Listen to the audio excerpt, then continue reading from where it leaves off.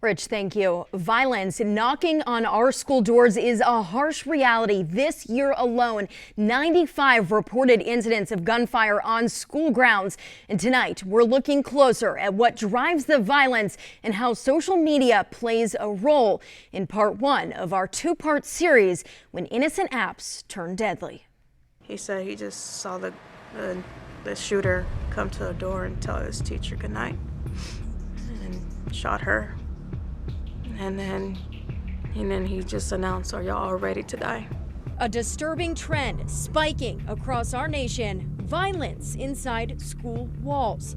Recently, a shooting in Uvalde, Texas, taking the lives of 21 people, marking the 27th school shooting in 2022. What happens when one day people know the name, Lewis, Delaware, Cambridge, Maryland, Salisbury, Maryland?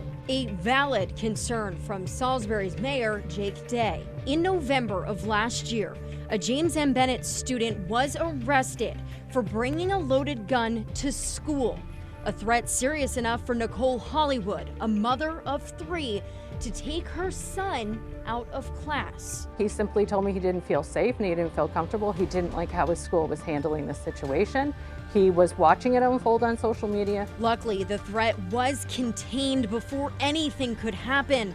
But it was a different story this January, where an assault involving multiple students at Easton High School also injured 2 staff members. Every single child should be able to go to school without fear or threat of being targeted. Threats that, according to Wicomico County Sheriff Mike Lewis, are reaching more than just students. You can only imagine how nightmarish it must be for a parent. But imagine being a law enforcement officer in a school setting, knowing that you are the only one standing between that evil person and the loss of these precious lives. As of August, 2 deputies resigned from the department after being assigned to work in county schools. Sheriff Lewis telling me the officers would rather turn in the badge than walk in the building. A lot of deputies don't want to work in the schools at all because they're deemed to be war zones. Those war zones that he's referring to are places like Wicomico Middle School. It was in those halls less than a year ago that a 14-year-old student assaulted a school deputy. We have a big problem. And I believe part of that problem is not taking care of young people where it all starts. So where does it start?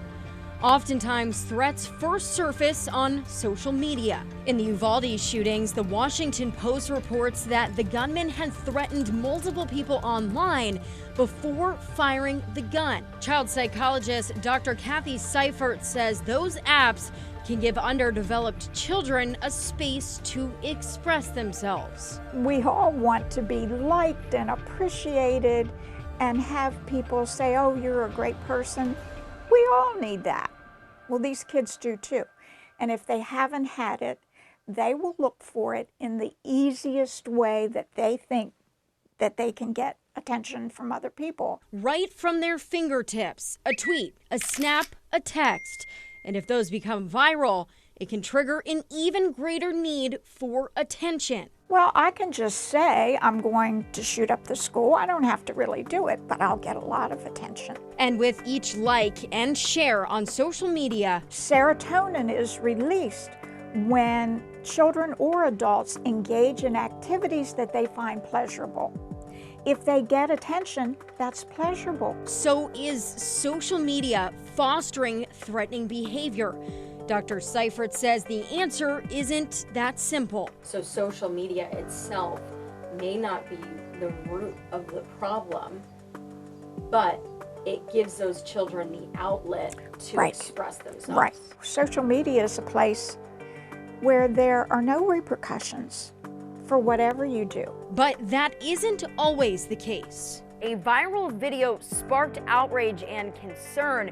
The video shows a Parkside student holding up a pellet gun, shouting a violent racial statement. Our phones are ringing off the hook. Have you seen this? Have you seen that? Viral videotapes are so prevalent today, it disrupts school almost every single day.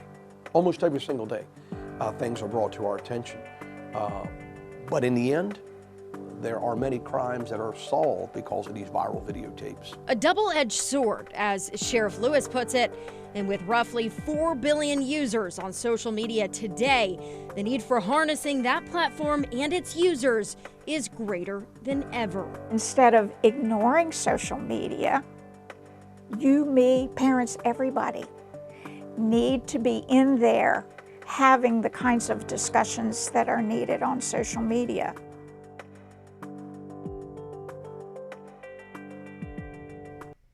So how can we use social media as a tool to help prevent mass shootings?